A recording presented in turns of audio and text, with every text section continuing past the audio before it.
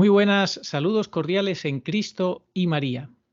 Hoy nos acompaña un sacerdote, la primera vez que este canal tiene pues la gracia de recibir la visita de que nos acompañe un sacerdote, y además no es un sacerdote cualquiera, es un gran hombre de Dios, don Juan de Dios Olvera, Monseñor Olvera Delgadillo. ¿Cómo está usted? Muy bien, muchas gracias. Mucho gusto de estar aquí en tu canal y estar aquí con tu auditorio. Pues es un gusto que un hombre tan enamorado de Nuestra Señora de Guadalupe, que fue ordenado allí en la Basílica porque por propia petición, nos quiera acompañar hoy. Muy agradecidos toda la audiencia, sacerdote católico, profesor de posgrado en Facultad de Teología.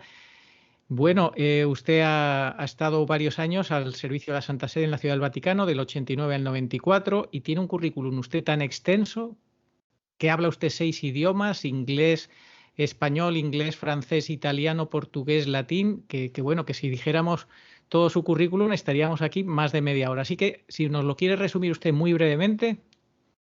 Bueno, no es que hablemos de los 6 idiomas, sino se trata de conocer, unos los conocemos más y otros menos, etcétera. Podemos entenderlos, obviamente. Eh, no, simplemente muy brevemente, pues son 35 años de sacerdocio, y soy inmediatamente enviado a Roma. Allá me paso 9 años, 5 de los cuales al servicio de la Santa Sede. También obtengo la licencia, el doctorado en la Universidad Pontificia Gregoriana, y pues después aquí he sido profesor en 20 años, más de 20 años de posgrado en teología. He estado en parroquia cerca de 20 años, he estado también en la formación permanente de los sacerdotes, también en la Cancillería de la Arquidiócesis, y últimamente como canónigo en la Basílica de Nuestra Señora de Guadalupe, donde pues es una delicia estar siempre ante la Virgen Santísima. Absolutamente, una imagen, la tilma, que siempre mantiene 36 grados de temperatura, y que está viva, que está allí la Virgen, es impresionante.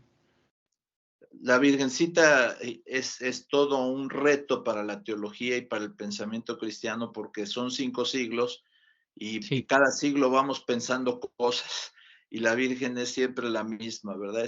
Efectivamente hay algo allí muy vivo, muy vivo. Hay otras interpretaciones, como un servidor es un poquito así como si fuera un espejo hacia el cielo, porque la imagen está ahí, y como si la Virgen ahí estuviera en espejo, la estamos viendo desde el cielo, etcétera.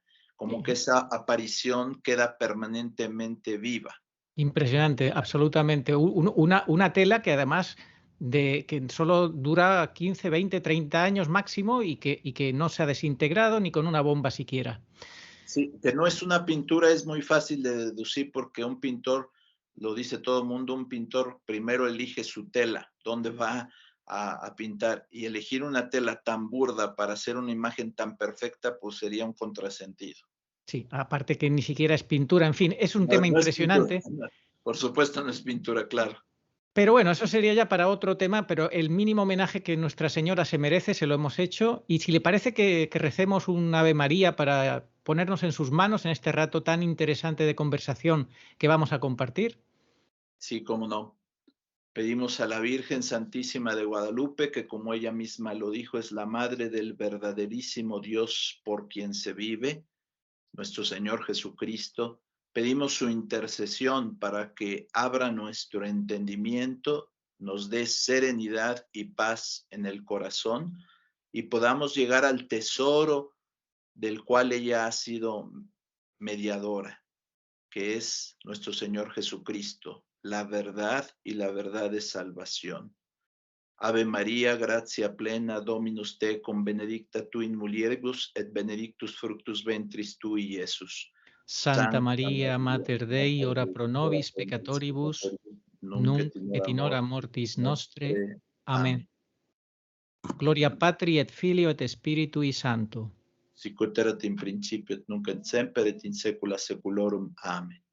Bueno, padre, pues vamos ya a entrar en materia. Yo, de momento, vamos a ir suavemente, poco a poco, si le parece. Me gusta esta frase que usted tiene en su currículum, porque usted ha ayudado a personas con adicciones, especialmente con temas del alcohol.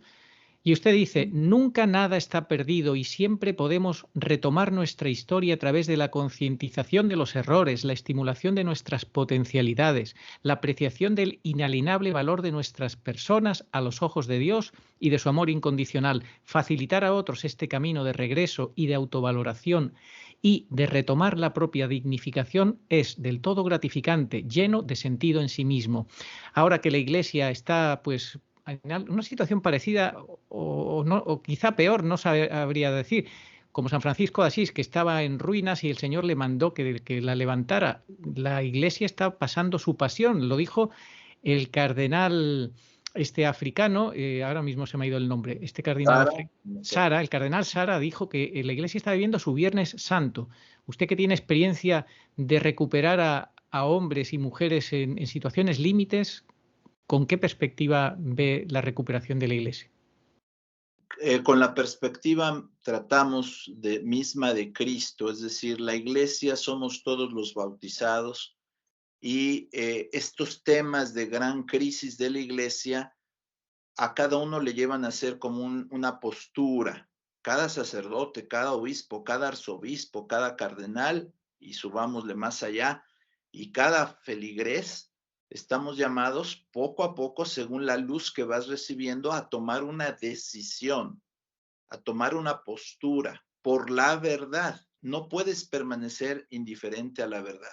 Claro, esto es un camino en el que Dios es paz, es serenidad y te invita a tomar esa postura. Pero en la libertad del ser humano, en un sentido límite, si rechaza esta gracia de Dios y gracia de la verdad, y así lo podemos decir de un sacerdote, de un obispo, de un arzobispo, cardenal, y etcétera, rechazas la luz de Dios, entonces sí te metes en un gran problema delante de Dios, que te puede llevar incluso hasta la condenación eterna. Estamos hablando, abreviando todo, ¿verdad? Entonces hasta la condenación eterna. Por parte de la iglesia y por parte de los sacerdotes debe de ser una actitud pastoral basada en esta frase de Jesús. Bueno, está en el Evangelio. Jesús no ha venido a apagar la mecha que aún humea. Eso es muy importante. Siempre parte de lo que hay para reconstruir. De la parte de verdad que tú tienes, de ahí podemos partir para ampliar siempre el horizonte a la verdad de salvación. Pero si tú atentas contra la verdad de salvación, atentas contra el Espíritu Santo. Y ahí está muy difícil porque ya no quieres reconocer lo que el Espíritu Santo está hablando a través de la verdad en persona, que es Cristo. Pero yo Así creo que es. hay que rescatar, sí. Bien, pues la Declaración Virgen Santísima de Guadalupe, Mater Veritatis Salutaris, Madre de la Verdad de Salvación, ustedes la presentaron a finales de octubre de este año, llevamos poco más de un mes con ella. ¿Cómo fue presentarla? Pero sobre todo, ¿qué ha pasado en todo este mes largo ya? ¿Qué reacciones ha habido? Bueno, primero que nada, ha sido un trabajo en conjunto y no solo de sacerdotes, sino más bien con los laicos. Aquí en estos temas, creo que los laicos nos llevan la delantera. Eso creo que va siendo muy evidente en muchos ámbitos, ¿verdad? Los laicos van adelante y a veces los sacerdotes vamos detrás. Con ese ánimo, esa audacia de muchos laicos, esa fe, también nos van impulsando a nosotros y ha sido un trabajo de muchas reuniones con laicos, con sacerdotes y siempre salen ideas muy hacia adelante, otros con más prudencia, etcétera. Creo que entre todos nos vamos moderando un poco y bueno, después de este trabajo de tanta reflexión y oración, porque ha mediado mucha oración, pues en este mes ha habido reacciones de todo tipo, ¿verdad? En general, nosotros las que hemos recibido han sido favorables, pero tanto nos esperamos aquellas que no son nada favorables, incluso son agresivas, y esa parte no nos gusta porque para llegar a la verdad necesitamos paz, necesitamos serenidad. Y bueno, también ha habido reacción de parte de nuestras autoridades eclesiásticas y nosotros conocemos esta praxis y que pues no va a ser algo blandito, va a ser algo bastante fuerte y contundente. No es clase aquí de derecho canónico, pero pues vendrían todas las penas canónicas habidas y por haber, pero realmente al final tendríamos que decir, hemos dicho la verdad, solo la Maravilloso, verdad. maravilloso. Es decir, que ustedes se están exponiendo a que les castiguen simplemente por defender la verdad, como Jesucristo ante Pilatos, que le preguntó, ¿y qué es la verdad? Y la tenía delante de él. Ustedes tratan de que la verdad brille dentro de la Iglesia, que se respete, porque la Iglesia vive de la verdad, por la verdad y para la verdad, y sin embargo probablemente les lleguen castigos. Esto suena un poquito raro, ¿verdad? Suena raro precisamente, pero es nuestra mayor defensa espiritual. No hemos hecho nada más que decir la verdad. Incluso en el tema del Lunacum, incluso solo hemos manifestado lo que ya está en nuestra conciencia y que no podemos evitar que esté en nuestra conciencia. Solo es manifestarlo externamente. A lo mejor, si no lo hubiéramos dicho, no habría ningún castigo, pero la realidad es exactamente la misma. Con otra cosa muy hermosa y muy preciosa, el Padre Celestial es la fuente de toda verdad. Jesús es la verdad en persona.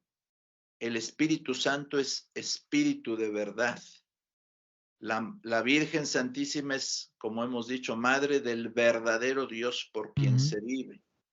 Y Jesús nos dice, todo aquel que es de la verdad, escucha mi voz.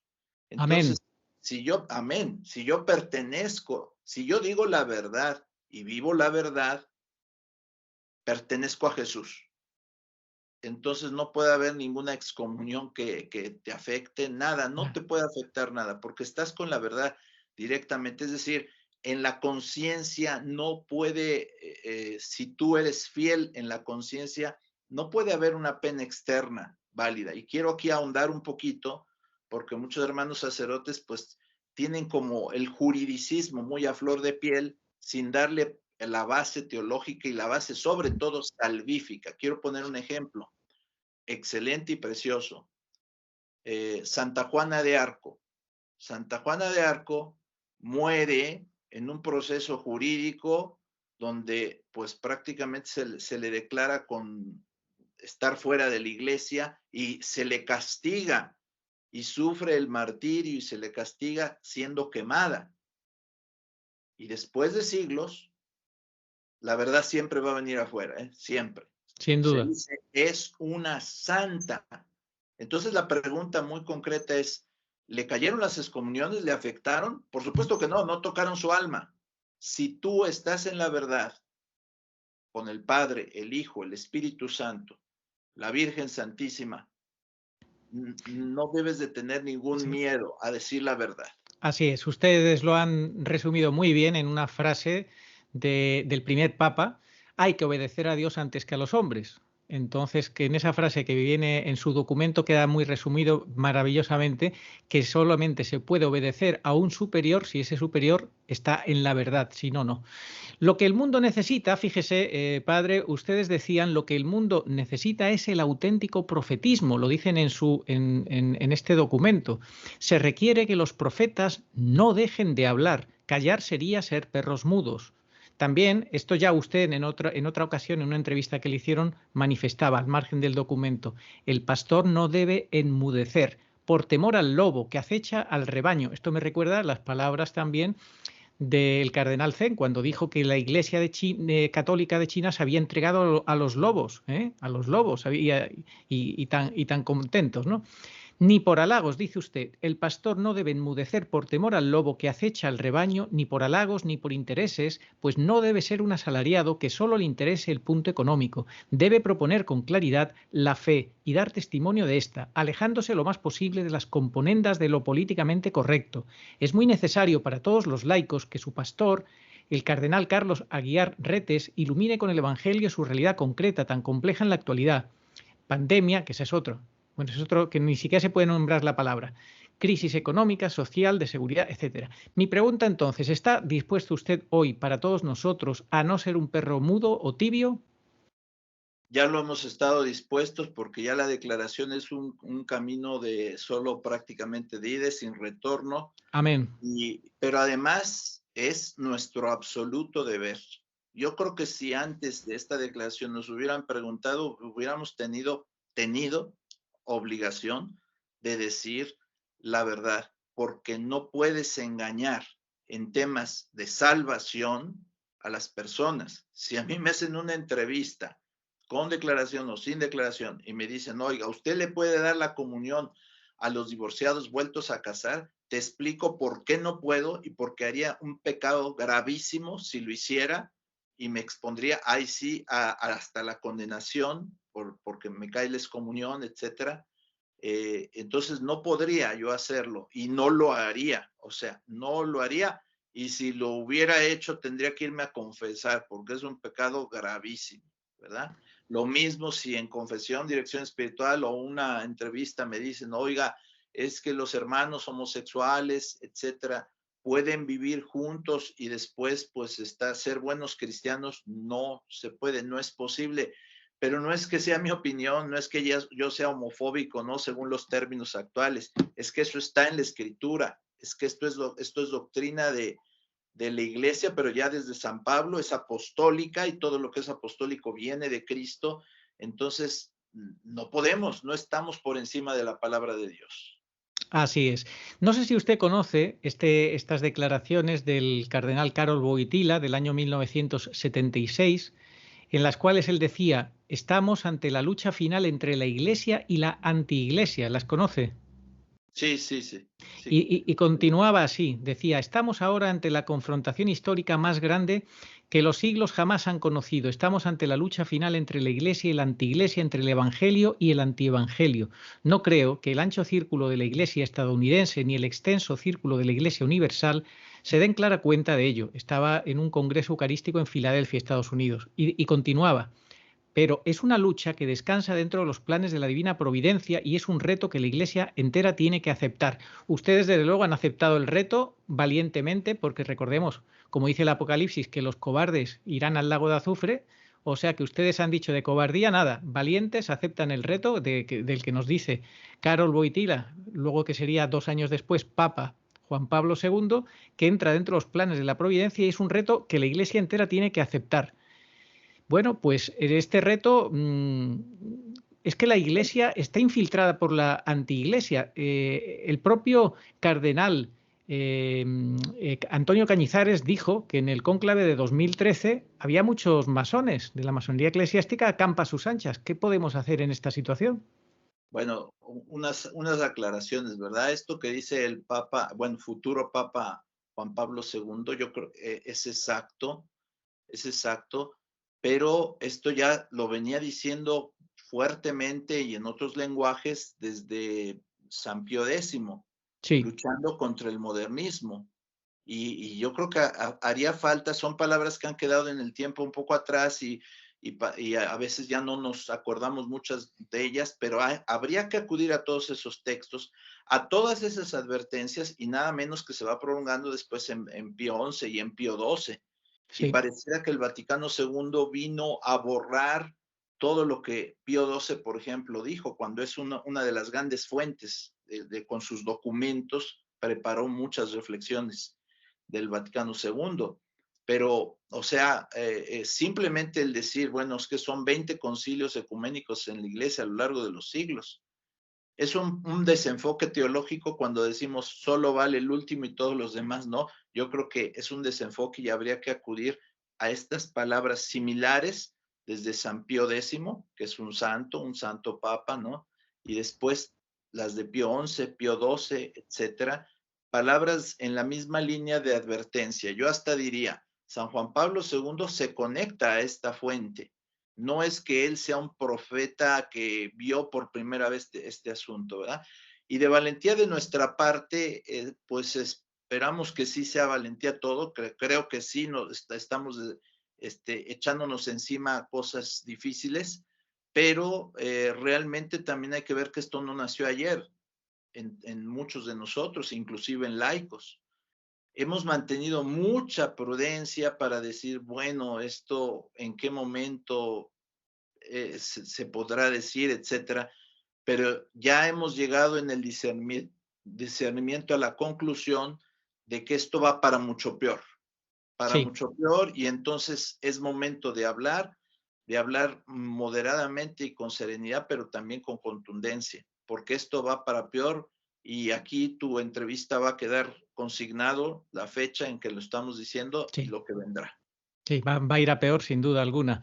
Por eso ustedes se reservan el derecho, entre comillas, por así decir, de seguir marcando los puntos necesarios de denuncia de lo que va en contra de la verdad. Ustedes dicen en la declaración, con todo esto, con toda esta declaración, que ahora analizaremos algunos de los 3 puntos fundamentales que ustedes han dicho, con todo esto lo que deseamos es que regresemos al auténtico Evangelio de Cristo. Mi pregunta entonces es, ¿quiere decirse que actualmente se está enseñando un falso evangelio? Creo que a todas luces, y la declaración lo dice, como un muestreo, esos puntos nos dan cuenta de una traición al Evangelio, tal cual. Sí, ustedes dicen en la declaración en esos puntos y en los que se añadan de forma similar en el futuro, como estamos diciendo ahora, no podemos seguir ni obedecer al Papa Francisco antes que a Dios. Hechos 5:29 y a la Iglesia sacramento indefectible de salvación en el curso de los siglos y milenios. ¿Cuáles creen que serán en el futuro los puntos que se añadan a la lista en los que no se podrá obedecer a estas directrices emanadas desde lo alto de la cúpula de la Iglesia?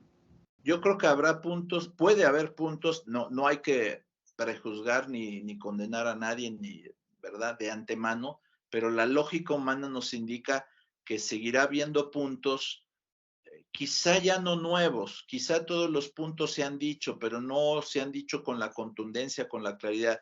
Y cuando ya hay un atrevimiento a pasar de lo que apenas se aludía a decirlo claramente, van los puntos haciéndose claros. No es que vayan a venir novedades en el futuro, me parece, porque las puede haber, pero más bien es cómo se va esclareciendo lo que al principio se veía con mucho asombro y decíamos, a ver, me parece que yo no escuché bien, me parece que no entendí bien, pero cuando es una y otra y otra y otra, entonces dices, bueno, esto llega a un culmen, ¿no? Y ya desde ahorita podríamos adelantar, por poner un ejemplo, lo que ha sucedido ahora en la audiencia pública del 1 de diciembre, Sí, hablando de la Virgen sí. Santísima, unas declaraciones también rayando en no rayando, sino son heréticas. Heréticas y blasfemas. Claro, la blasfemia se apoya en la herejía, o sea, no puede haber una blasfemia que, bueno, sí podría Sí, haber, pero me refiero, blasfemia es como insultar a Dios sí. y la herejía es en base, lo insultas en base a algo que no es verdad. Sí, la herejía también es un insulto, o sea, Claro, por supuesto, sí. claro. Sí, sí. ¿Y puede explicar muy brevemente esa blasfemia contra la Santísima Virgen, incluso, en mi opinión, también contra nuestro Señor, contra la palabra de Así Dios? es. Así es contra nuestro Señor. Pues no podría tan brevemente, pero si gustas entramos al tema, son Sí, 5 o 6 minutos. entremos ya a esto y luego seguimos.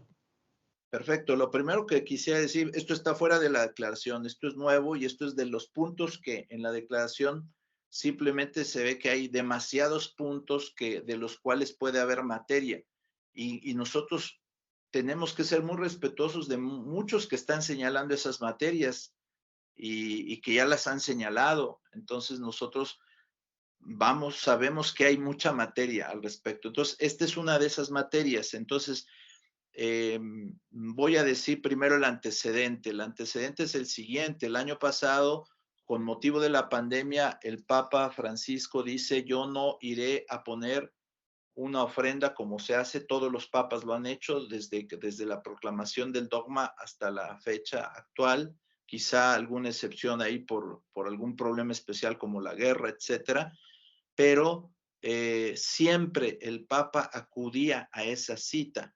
¿Por qué? Porque es rendir homenaje a la Inmaculada, a la Virgen Santísima.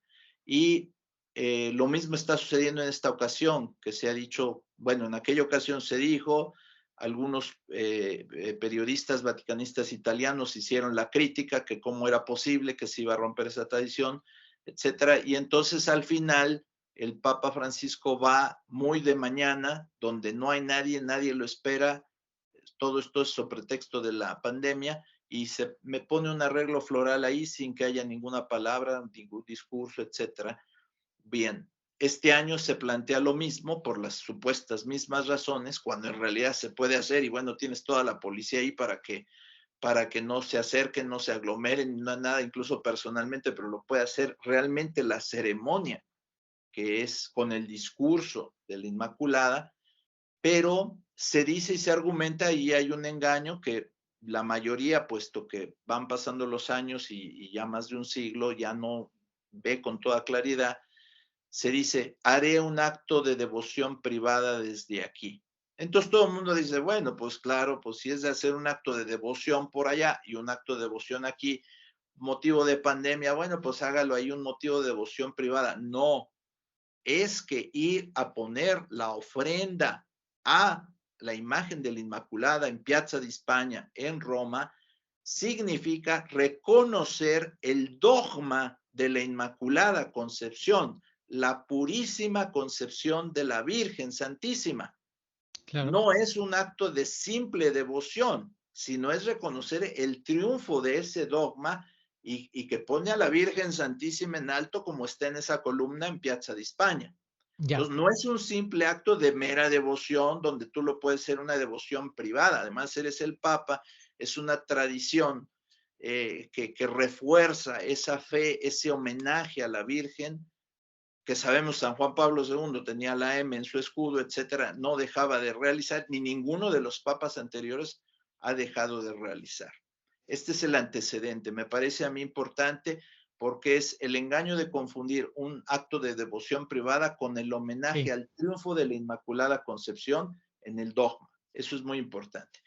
Paso ahora a lo que pasó a lo que sucedió ahora en 1 de diciembre, la audiencia general, donde el Papa está hablando a supuestamente a los novios, ¿verdad? En la audiencia, y está hablando también de San José, y en ese punto empieza a tratar de cómo San José se arriesgó a recibir a la Virgen Santísima cuando estaba encinta, se arriesga, y entonces él saca como lección, bueno, es que hay que tomar la vida como viene, es una lección así, etcétera.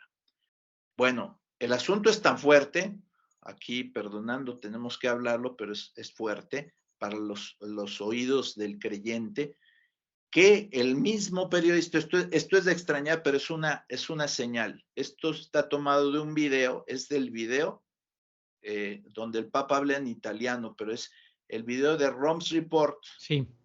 en español, la introducción a estas palabras del Papa, el periodista de Roms Report las hace y dice en español, y compartió una interpretación muy personal de un pasaje del Evangelio. Una situación completamente inesperada y compartió una interpretación muy personal de un pasaje del Evangelio.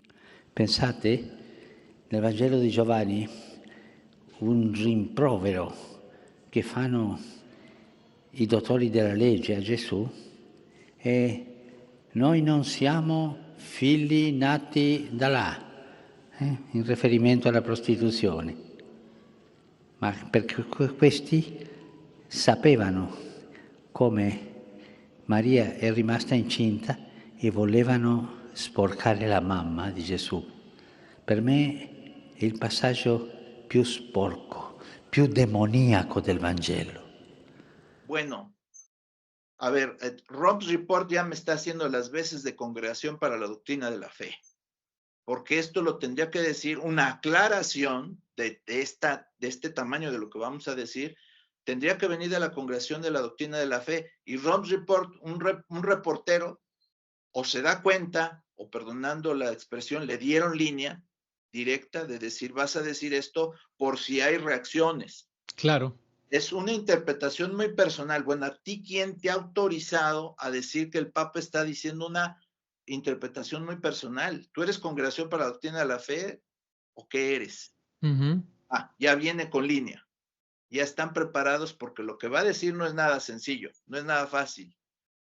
Entonces, esto demuestra que puede ser que esté planificado el asunto. Quizá le podríamos quitar el puede ser. Bien. Sí. Entonces, en italiano, la transcripción exacta de las palabras, incluso con alguna falta en italiano, como al final dice prende la vita, o sea, no es prende, es prendi la vita, tú prendi la vita, con alguna falta del italiano, pero la traducción literal es breve, la leo. Pensate nel Vangelo di Giovanni un rimprovero che fanno i dottori della legge a Gesù. Questo o sea, este reproche noi non siamo figli nati da là, in riferimento alla prostituzione.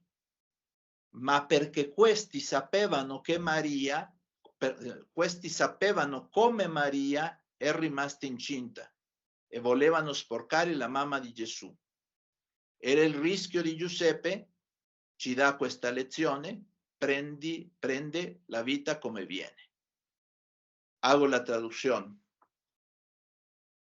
Piensen en el Evangelio de San Juan, un reproche que hacen los doctores de la ley a Jesús es: nosotros no somos hijos, no, perdón, nosotros no somos hijos nacidos de allá, en referencia a la prostitución.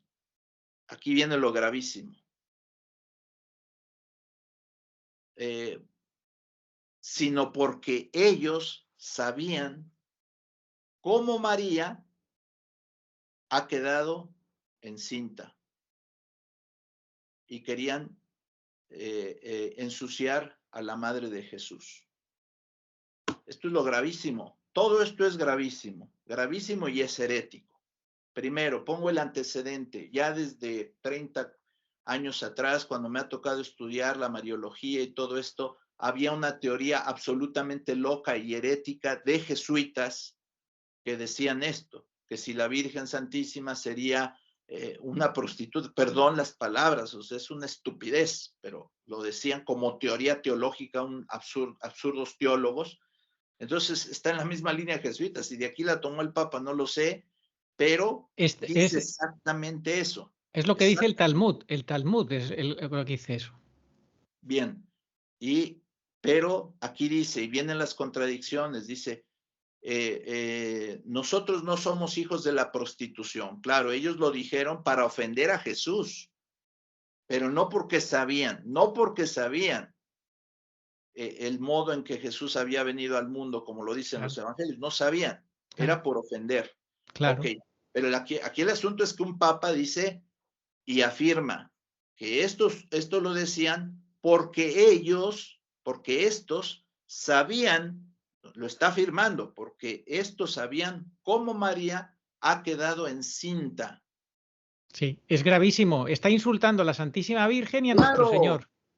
Por supuesto que a Jesús le está diciendo, está haciendo válido lo que dicen los doctores de la ley, ¿verdad? Tú eres hijo de prostitución. Sí. Están insultando a Jesús y a la Virgen Santísima. Y lo está dando por hecho, porque está explicando, dice, sino porque estos sabían cómo María ha quedado encinta. Y esto lo está dando por hecho y está contradiciendo a quien me está dando otro evangelio, y dice San Pablo, si ellos te dan otro evangelio, sean malditos. Absolutamente. Anatema. Anatema, excomulgado, absolutamente, padre. Monseñor, ¿y qué le parece que además como guinda le añade, y este es uno de los pasajes del evangelio más sucios y demoníacos? Que las palabras que él ha dicho es de lo más sucio y demoníaco, las de él. El pasaje del evangelio lo que hace es referir en boca de aquellos que quieren insultar a Jesús y que se cierran al Espíritu Santo y que están bajo el demonio. Amén. Eso es lo que ellos querían. Y aquí quiero hacer observaciones porque es importante. Aquí no es que estén, según el texto del Papa, no están difamando, no están calumniando a la Virgen, que sería lo exacto. Estás calumniando a Jesús y a la Virgen. No. Según él, la están difamando, es decir, realmente cometió esos pecados y la quieren ensuciar porque están sacando afuera los trapitos al sol, como decimos en México, están sacando afuera sus pecados, los están exponiendo. Eso es un pecado de difamación, no, es de calumnia porque es falsedad. Porque él no dice, ellos no sabían cómo nació Jesús, sino está diciendo, al contrario, ellos sabían cómo quedó embarazada la Virgen Santísima. Lo está diciendo, ahí está el texto italiano, no hay confusión, porque yo sería muy tonto en arriesgarme a decir una teoría en algo que está ambiguo. No, esto es así. Si después con artimañas quieren salirse de esto, perdóname, pero esto no es válido. Has ofendido a la Virgen Santísima y has blasfemado. Y a nuestro Señor. No hay justificación alguna, por más que traten de justificarlo. La única justificación sería que Bergoglio pidiera perdón públicamente, rectificara y se humillara, cosa que no va a hacer, obviamente. Y esa sería la única solución. Y además es un pecado gravísimo de escándalo. Exactamente. Me da gusto que esta entrevista esté sucediendo en la víspera, prácticamente ya en España están en la víspera de la Inmaculada Concepción. Y quiero seguir profundizando, si me permites, porque para llegar al punto, al meollo, primero, cuando estas palabras las dice el Papa Francisco allí, deja su discurso, observen el video. Él lo dice de lo que él piensa. No hay confusión de que me pusieron un texto que a lo mejor una teoría, no hay eso. Es su pensamiento personal. ¿Verdad? Padre, de lo que rebosa el corazón habla la boca. Así es. Y lo mismo lo dice Lucotor, dice, compartió una interpretación muy personal. Bueno, muy bien. Ahora sigo adelante, perdón, es muy poquito, pero es importante. Por supuesto. Dice, era el riesgo de San José y él nos da esta lección, toma la vida como viene. San José no tomó ningún riesgo. El patriarca San José no tomó ningún riesgo. Él tenía la certeza de que la Virgen Santísima estaba mal y decide repudiarla en secreto. Pero interviene el ángel del Señor y le dice todo lo que ya sabemos, recibe a tu esposa porque ella ha concebido por obra del Espíritu Santo. Y San José, hombre de fe, el patriarca, lo recibe. No tomó ningún riesgo. Riesgo hubiera sido que, pues mira, la Virgen, quién sabe si sí o si no, yo me arriesgo. No, eso es absurdo. Primera cosa. Segunda cosa, dice, por eso es otro evangelio, me dice todo lo contrario al evangelio. Aquí me está diciendo que los doctores de la ley sabían cómo María ha quedado encinta. No es cierto, no sabían. Está mintiendo, en definitiva, mintiendo, confundiendo, blasfemando y así es. Haciendo mucho daño. Exacto, ¿por qué? Pero todo esto, por eso hay que aclararlo, hay que desenmarañar el engaño, porque esto sí es diabólico. Esto sí es lo que se dijo, ¿verdad? Es ensuciar a la Virgen. Tratar de ensuciar a la Inmaculada, a la Purísima, es una estupidez y esto sí nos lleva a decir, oye, con la Virgen no te puedes meter, ¿verdad? Fíjese que él dijo en el avión, si alguien le insulta o le hace algo a mi madre, yo le pego un puñetazo. Bueno, él lo dijo. Ok, quiero seguir diciendo por qué es otro evangelio. ¿Por qué es otro evangelio? Dice, sabían, no sabían. Los que podían saber es los que durante la vida oculta de Jesús convivieron con él. Y todos ahí decían, ¿qué no es este el hijo del carpintero? Porque no sabían. Exacto. Era la única fuente. ¿Cómo iban a saber los doctores de la ley otra cosa? No, eso es mentira. El evangelio es muy claro. Sí. ¿Qué no es este el hijo del carpintero? Y las genealogías de los evangelistas sabemos que tienen la finalidad de introducir honestamente a Jesús. Y por eso la genealogía termina con San José, porque no sabían. Después continúa el evangelio y dice, Jesús vino al mundo de la siguiente manera.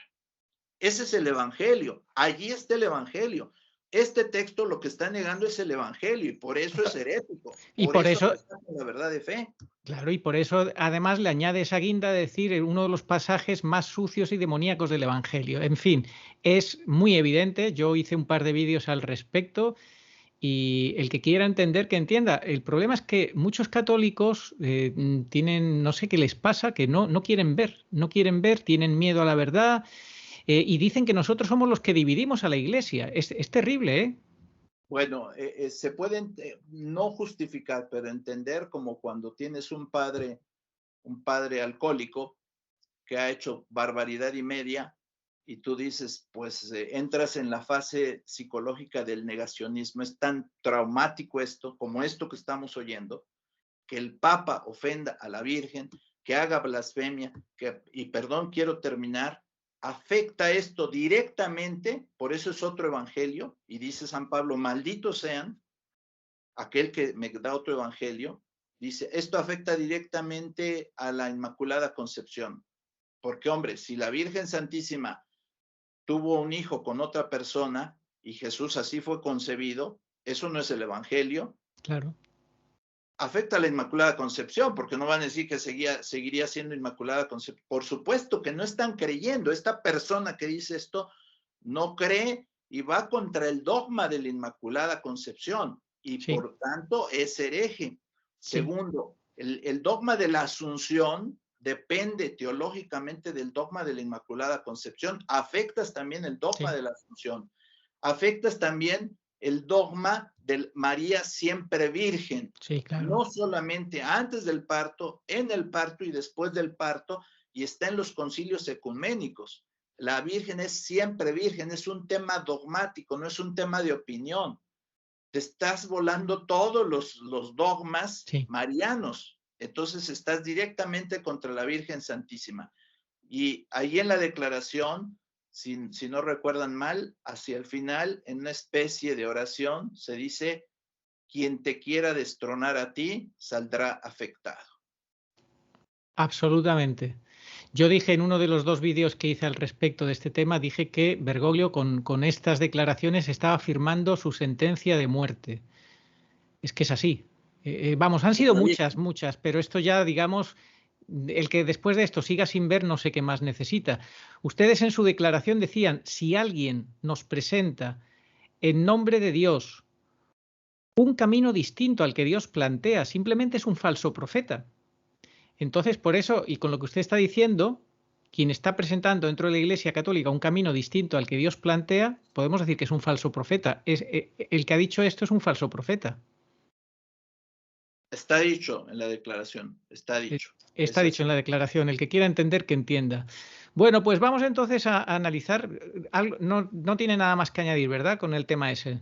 Creo que es bastante, se podrían añadir más cosas, pero bastante con esto que se ha dicho, pues que nos ofende, que nos hiere, que la mayoría de los fieles no se da cuenta, pero en el momento en que se dé cuenta, verdaderamente esto es inaceptable. Que no se lo consentimos, que no se lo consentimos. No. Él dijo que pegaría un puñetazo a quien se metiera con su madre. Nosotros pegamos aquí un puñetazo y los que hagan falta a los que se metan con nuestra Madre del Cielo. Así es, eso es no negociable. No negociable. Punto no negociable. Se metió con la Virgen, se metió con nuestro Señor, en fin, gravísimo, y la gente al acabar la audiencia de pie aplaudiendo, porque no saben. Y porque además tiene un espíritu de seducción terrorífico, demoníaco, que envuelve y que la gente no consigue ver. Así es, sí. Bueno, pues fíjese, vamos a ir con otros puntos muy brevemente. El primer punto, los divorciados vueltos a casar, porque ustedes han resumido en 3 puntos que ya todos conocen, pero para el que todavía no lo conozca los vamos a repetir. Los divorciados vueltos a casar no pueden acceder a la Eucaristía.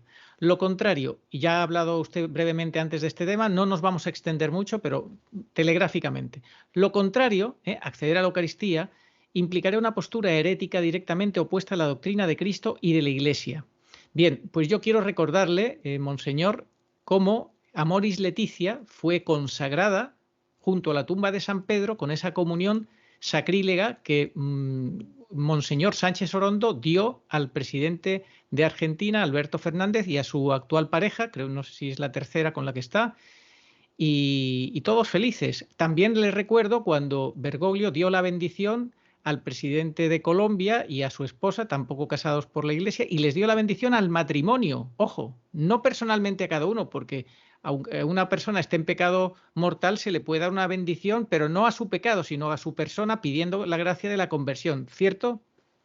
Sí, lo vivimos en parroquias, se acercan parejas así y con serenidad decir, te doy una bendición a ti y a ti. Como pareja no se puede, ustedes lo entienden perfecto. Claro, te dicen, sí, claro.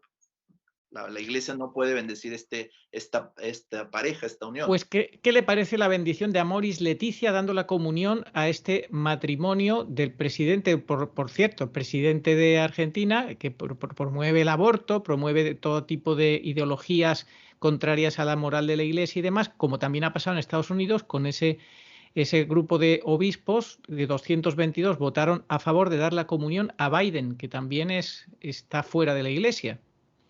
Y solamente 8 se opusieron, solamente 8. Bueno, yo creo que ahí hay un artículo de un servidor antes de esta votación, hablando muy claro, pero muy claro, y aquí vamos a hablar claramente, nos desviamos un poco, pero la cuestión esto de lo que sucedió en Estados Unidos, la excomunión es válida para Biden, para la Pelosi, para el presidente de Argentina. Sí están excomulgados. Salen por ahí algunos supuestos especialistas canonistas para decir estos pobres no saben lo que están hablando porque el derecho canónico es muy intrincado, etcétera. Nos reservaríamos para otro momento los argumentos que dan estos supuestos canonistas, pero basta un solo aborto que se ha realizado dentro de los millones que hay con motivo de la ley que ellos han promovido o las políticas que han promovido, que sea determinante para uno de estos abortos dentro de los millones para que queden excomulgados según el derecho canónico. Entonces, ellos están excomulgados y darle la comunión a ellos es un contrasentido y lo entendieron bien en la conferencia del episcopado americano de Estados Unidos, lo entendieron bien, pero llegó una carta de la Congregación para la Doctrina de la Fe donde los invitaban pues a ver y cómo hacer unas componendas de que bueno, que no esté dirigido solo al presidente y a los políticos, sino que sea un principio general, cuando en el profetismo decimos siempre lo contrario. ¿Por qué me lo aplicas a la mujer que está en una situación de presión muy fuerte, sobre todo en América Latina, de pobreza, etcétera, y queda excomulgada? ¿Y por qué no lo quieres aplicar a los poderosos? Claro. Entonces, allí estamos al revés, me estás dando el consejo contrario. Pero además, en ese artículo, en esa entrevista, comento yo pues que la Congregación para la Doctrina de la Fe no está haciendo su trabajo. Su trabajo no es la diplomacia, esa parte la hace la Secretaría de Estado del Vaticano. Su trabajo es examinar la fe y desde la fe no hay componendas. Esto no depende ni siquiera de la interpretación del Papa Francisco ni de todo el Vaticano, de cómo interpreten ellos, porque ellos no son la mente del legislador. La mente del legislador es la iglesia que desde antes lo ha puesto y ha pasado por todos los papas. Están excomulgados, entonces darles la comunión es un sacrilegio. Y nos vamos a las pruebas, ¿eh? O sea, a ver, que pongan por escrito, no con de manera confusa, no en esas cartas políticas, porque aquí se trata, tu materia, Congregación para la Doctrina de la Fe, es la fe, no es la diplomacia. Eso déjaselo a la Secretaría de Estado, y la Secretaría de Estado se puede equivocar en materia de fe, pero tú, Congregación para la Doctrina de la Fe, deberías de estar muy aguda en todo lo que significa la fe, y el resultado ahí está, le vas a dar la comunión sacrílega a un promotor absoluto del aborto. Eso queda para la historia, eso es cosa de sentido común y un poquito de teología, un poquito de derecho canónico. Estás absolutamente mal. Ahora, las políticas abortistas, pues por supuesto, ahí le han cerrado un ojo a, no me doy cuenta en Argentina, no me doy cuenta de nada, puedes desaprobar el aborto y después pues digo que está mal, pero ya lo aprobaste. ¿Y qué pasó con los mecanismos que el Vaticano siempre ha ejercido de buena diplomacia para decir, oye, si haces esto, te estás afectando tu relación conmigo? Cuando sucede lo contrario, si vienes te voy a dar el premio de la comunión pública, y con fotografía y todo, y con un alto prelado argentino, que es Sánchez Orondo, que sabe lo que está haciendo, que sabe lo que está pasando en Argentina. Todo esto es contrario al profetismo, estás traicionando a la Iglesia Católica. Con la bendición, por supuesto, de Jorge Mario Bergoglio, que eleva a altos cargos a todos los que van a favor de todas estas políticas que son contrarias a la doctrina sana de la Iglesia, obviamente, porque él además está liderando la Agenda 2030, que es abortista, que es pro LGTBI y que es a favor de la Carta de la Tierra. Hablando del LGTBI, aquí ustedes en otro punto, que por supuesto no tienen nada contra los homosexuales, no son homófobos, como utilizan siempre los enemigos de la Iglesia para atacar, no son homófobos, simplemente son a favor de la verdad, porque quien más ama a los homosexuales es la Iglesia, que les dice cuál es la verdad de salvación, para que sean felices eternamente, no falsamente en esta tierra. Eso es lo que hay que entender. Ustedes dicen, la Iglesia no puede de ningún modo promover las uniones homosexuales, en el sentido de que no puede afirmar de ningún modo que sean camino de salvación. Y tenemos declaraciones de octubre de 2020 cuando el mal llamado Papa Francisco decía que las uniones civiles de homosexuales pues hay que apoyarlas y que esto es un cambio de postura en el Vaticano, según decía Aciprensa. ¿Qué le parece? Me parece absurdo, no puede haber cambio de postura en el Vaticano a menos que traiciones el mensaje de Cristo, porque esto es doctrina de la Iglesia, no es ad libitum, no es que puedas hoy sí, mañana no, no es que San Pablo dijo los homosexuales no entrarán en el reino de los cielos y ahora sí ya pueden entrar. No se puede, es traicionar. Esto es la línea que no se puede cruzar. Y si la cruzas... Sí, perdone, padre, que le corte. Cuando decimos homosexuales nos referimos a las personas homosexuales activas que viven activamente la sexualidad como y por tanto como pecado, como el heterosexual que viva en pecado también, pues también se puede ir al infierno, obviamente. O sea, no es la condición en sí de la persona, sino el mal ejercicio de una actividad. ¿Me comprende? Aquí habría un poco de debate y lo voy a decir porque podríamos pensar que, primero que nada, el debate que se pone en la declaración es interno dentro de los creyentes. Eso no estamos discutiendo hacia afuera. Exacto. Es interno, es decir, exacto, es ver la coherencia de la fe respecto a este tema. Exacto. Y el primer punto es que hay que decir que el ser humano no es un ser que nazca hombre, mujer u homosexual, no lo es así. O es hombre o es mujer, y esto viene desde la creación de Dios y permanece incluso después del pecado original.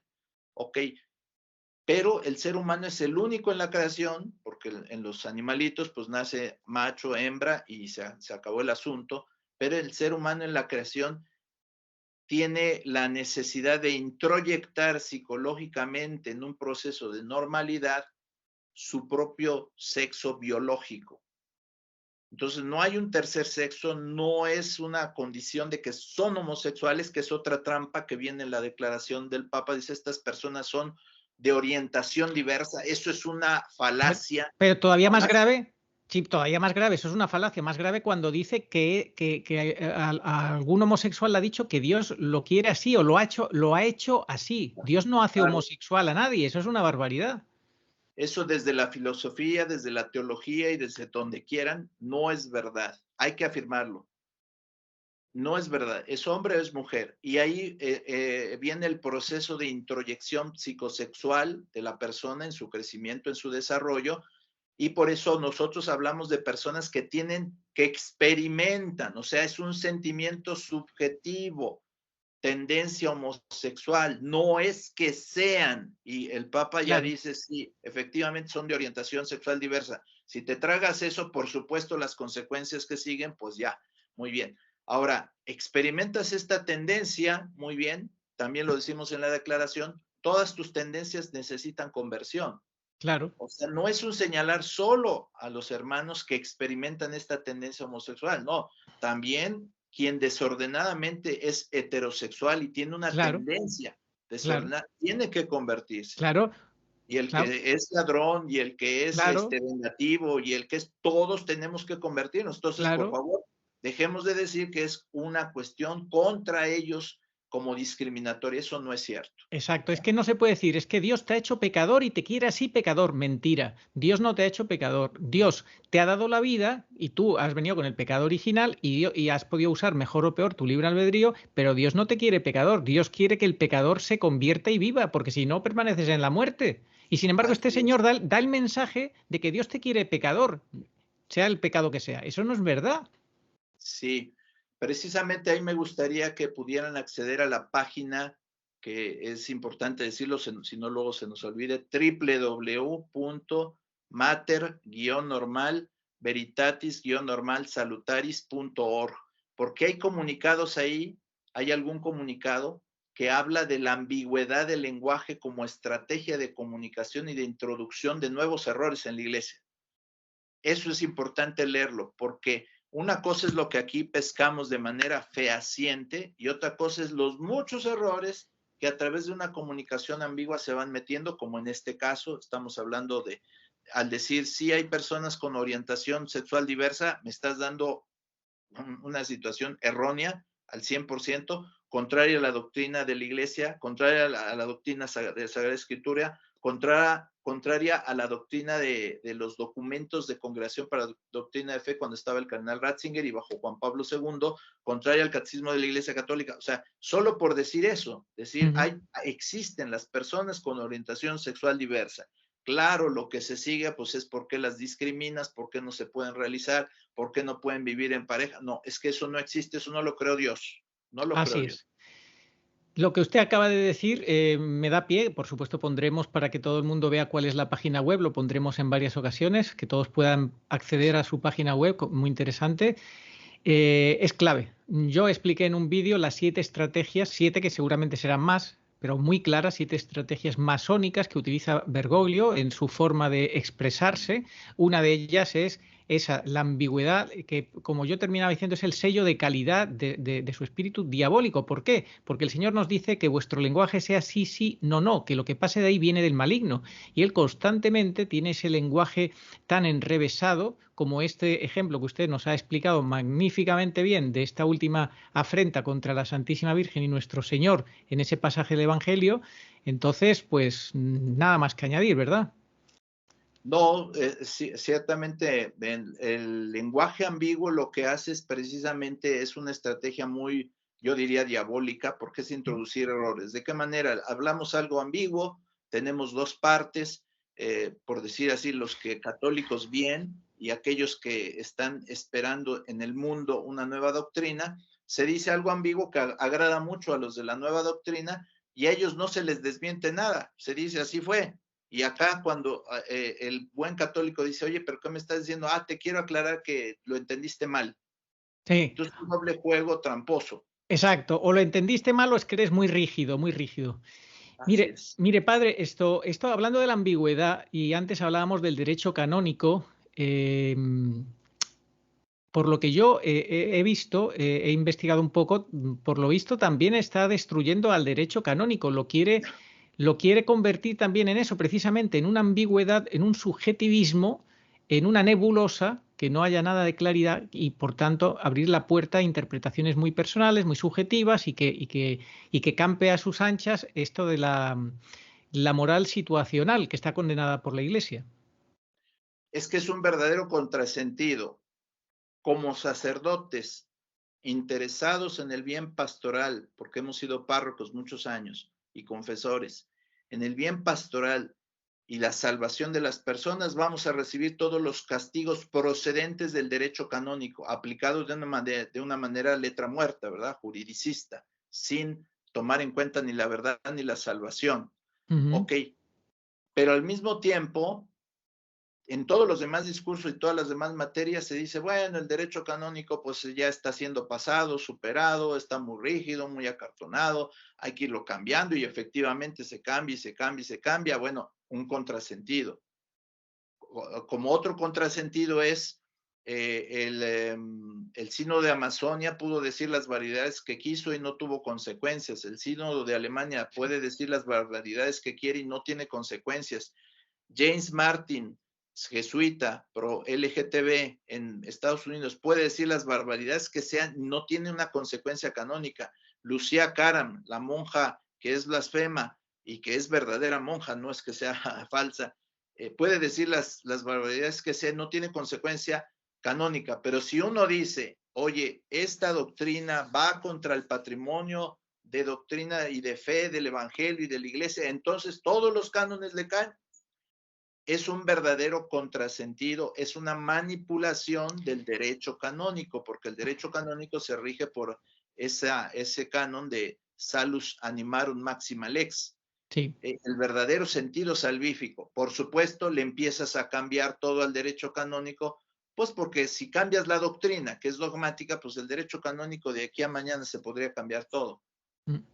Es relativo, ¿no?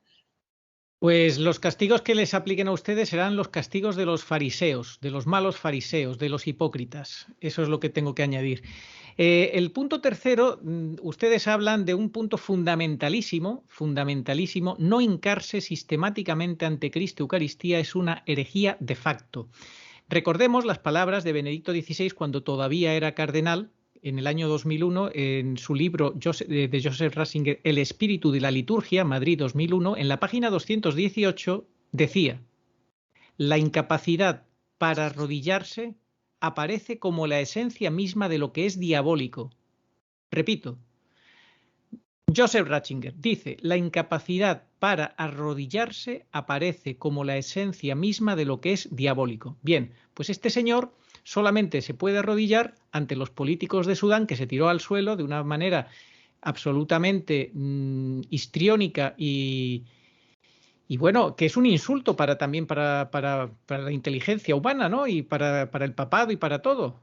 Y sin embargo no es capaz, y se ha arrodillado en muchas otras ocasiones para limpiar los pies a todo tipo de personas, para en templos o en lugares no católicos, pero a la hora de arrodillarse ante nuestro Señor Jesucristo, Jesús Eucaristía, prácticamente nunca lo ha hecho en estos casi 9 años de usurpación del trono petrino. Usted sabe cuál es mi línea editorial y le agradezco mucho que la respete. ¿Qué le parece esto de que nunca se arrodille? Me parece lo que dice ahí la declaración es una herejía de facto, porque el Concilio de Trento, precisamente combatiendo a las herejías que precisamente decían, bueno, ahí no está Cristo, ¿por qué tenemos que adorar a la Eucaristía, etcétera? No, es el tesoro de la Iglesia. Si hay algo no negociable en la Iglesia, todavía por encima de la Virgen Santísima es la Eucaristía, la presencia real de Cristo. Eso no lo puedes tocar bajo ningún sentido. Y dice el canon sexto de la Eucaristía del Concilio de Trento, dice: si alguno dijere que en el Santísimo Sacramento de la Eucaristía no se debe de adorar con culto de latría o de adoración, incluso externo, sea anatema, sea excomulgado. Y aquí hay que decir varias cosas. Primero, dice si alguno, no dice si es un laico, si es una religiosa, si es un clérigo, si es un papa, si es un obispo, no.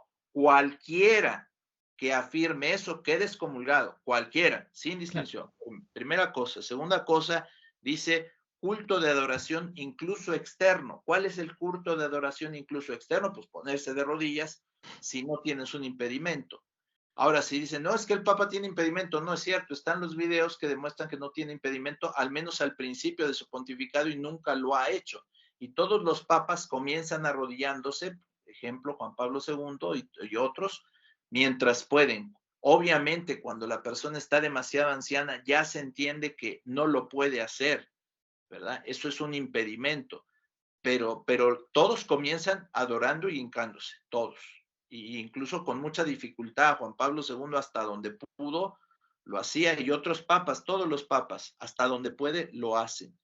Y aquí quiero decir precisamente cuál es el sentido de esto, porque dice aquí el canon, canon significa ya las determinaciones de ley profunda, magisterio solemne de la Iglesia. Dice, si alguno dijera que el Santísimo Sacramento no debe ser adorado incluso de manera externa, sea anatema. Entonces yo pregunto, ¿qué pasaría? Pregunto, si dijeran, bueno, yo no lo digo, lo escribo solamente, no me cae la excomunión porque no lo estoy diciendo, lo estoy escribiendo. Creo que todos diríamos, pues te cae la misma excomunión, ¿o no es así? No, además es que él en teoría es el primero que tiene que dar ejemplo, y lo que da ejemplo es de lo que no hay que hacer. Claro, pero otra vez repito, dice el canon, si alguno dijera esto, quede excomulgado. Y si alguien dice, yo no lo digo, lo escribo, entonces ya no quedas excomulgado. Todos sabemos que sí quedas Sí, por excomulgado. supuesto, por Pero supuesto. entonces si dices, no lo hago, perdón, no lo digo, ni lo escribo, pero lo hago, es una herejía de facto. Sí, por supuesto, por supuesto. Además, una imagen vale más que 1000 palabras. Claro, Y claro, son claro. muchas las imágenes donde lo vemos a todos arrodillados, y él el único de pie. Es verdaderamente vomitivo, es vomitivo. Sí. Quiero señalar una cosa, si observamos bien, siempre hay un reclinatorio allí. Sí, por ¿Por supuesto. qué se lo ponen si saben que no se va a arrodillar? Sí, Voy a decir por qué se lo ponen, porque ellos son los ceremonieros, son especialistas en la liturgia es la lex orandi de la sí, iglesia y saben que está preceptuado, está mandado en claro. todos los misales y en todos los rituales de la iglesia, está mandado. Faltaría que mañana me lo quisieran cambiar porque sería otra herejía ya de hecho. Está mandado hincarse, por eso lo ponen. Entonces no es Sí. opcional y si alguien no lo usa es porque está desacatando la Sí. liturgia y el mandato de la iglesia y la fe de la iglesia. Y está desafiando a Jesucristo, está Por desafiando, supuesto. mirándolo fijamente, diciéndolo, yo no me arrodillo ante ti. Y como dice Filipenses, el himno de Filipenses, ante él toda rodilla se ha de doblar en el cielo, en la tierra, en el abismo, y toda lengua de proclamar que Jesucristo es Señor para gloria de Dios Padre. Y el que no se quiera arrodillar en señal de amor se tendrá que arrodillar como demonio, así de sencillo. Claro, en los abismos y en todos lados, toda rodilla se dobla, ¿verdad? Así es. Omne genum flectatur. Así es. Monseñor, ustedes en la declaración ya vamos terminando. Ustedes decían, deseamos, como usted ha dicho antes, un diálogo serio, formal, público y abierto en cuestiones que están a la vista de todos en la Iglesia. Por lo cual la declaración es pública y abierta y quiere estar iluminada con la claridad de la Sagrada Escritura y el magisterio de la Iglesia bimilenario. Bueno, pues es lo que estamos tratando de hacer, este diálogo serio, formal, público y abierto. Pero claro, dentro de la iglesia ya sabemos cómo está la iglesia, padre, está tan infiltrada y ahora mismo los cardenales son mayorías de la antiiglesia y yo esto no le veo solución humana, padre, no le veo solución humana. Esto o viene nuestro Señor Jesucristo a poner orden o esto no tiene arreglo, ¿eh? Es muy complicado, sí, muy complicado, aunque el Espíritu Santo nos ha sacado de muchas, ¿verdad? Pero es muy complicado porque pues ahora suceden cosas que no se habían visto nunca, ¿verdad? Que hubiera una división doctrinal en la iglesia tan fuerte, que incluyera manifestaciones públicas de parte de cardenales, cardenales contra cardenales y obispos contra obispos, conferencias episcopales completas contra conferencias episcopales completas, y pues ya no se diga sacerdotes y laicos y todo lo que ahí sucederá. Se ve muy difícil el panorama, todo por salirse de la fe. Y ese es la línea roja que no se puede cruzar. Y si se cruza, yo ahí no te puedo acompañar porque se dice, tengamos comunión, toda la comunión que querramos, pero si pasas esta línea roja de Claro, la fe, no te puedo acompañar, no puedo tener comunión. Quisiera, si me permites, Arturo, regresar al voy a tratar de ser breve, pero es muy importante, el primer sí, punto de la declaración de los divorciados vueltos a casar, porque hago un muy breve resumen. Cuando sí, sale a Leticia, todo el mundo sabía, estaba ya cantado el asunto, que lo que querían era dar la comunión a los divorciados vueltos a casar, se iban a realizar 2 sínodos de manera muy cara, pero para llegar a esa conclusión, lo cual fue cierto. Y al final sale Amoris Leticia con una gran confusión, el capítulo 8, y en una nota por ahí, abriendo la posibilidad y sabiendo que la mente desde el Papa y los demás, pues era por ahí. Queda la gran ambigüedad y viene la gran división, ¿verdad? Alemania dice, yo sí doy la comunión, la conferencia episcopal, y Polonia, a un ladito, dice, yo no doy la comunión, soy fiel a San Pablo II, no voy a dar la comunión.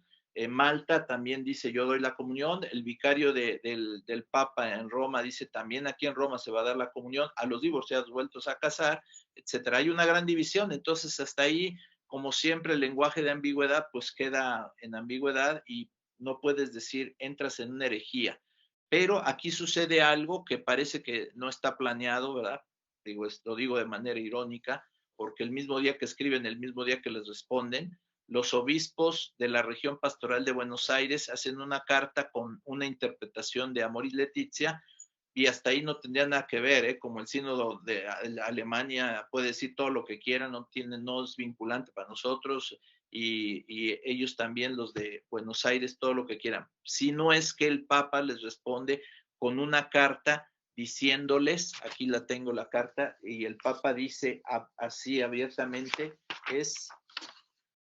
perdón, lo voy a leer porque es el segundo párrafo de la carta, dice: el escrito, o sea, lo que escriben los obispos de Buenos Aires, es muy bueno y explicita cabalmente el sentido del capítulo 8 de Amoris Laetitia, que habría que decir que era objeto de grandes disquisiciones a favor y en contra, la ambigüedad.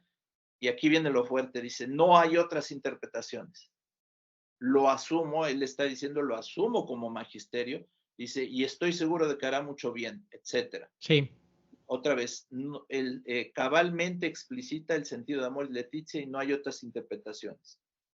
Pero además, se añade otra cosa que casi no se ha observado y que hay que observar.